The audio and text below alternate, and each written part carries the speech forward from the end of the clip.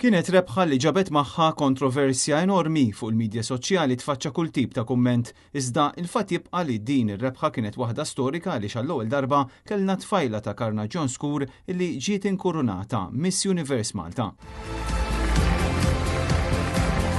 Din kienet id-9 edizzjoni tal-konkors ta' sbuħija Miss Universe Malta, konkors mirbuħ minn Beatrice Inġoja illi rrappreżentat lil San Pawl il-Baħar. Inġoja li għandha 39 sena u hija ta' 3 tfal se tirrappreżenta lil Malta fit-73 edizzjoni ta' Miss Universe f'Novembru li ġej li se jsir fil-Messiku.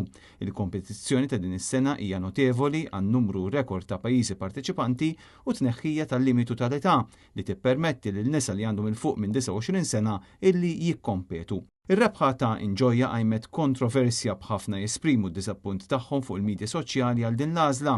Xi kummenti kritikaw l-oriġini tagħha u insistew illi aħjar qed tirrappreżenta l-kultura tal-Kamerun milli dik Maltija.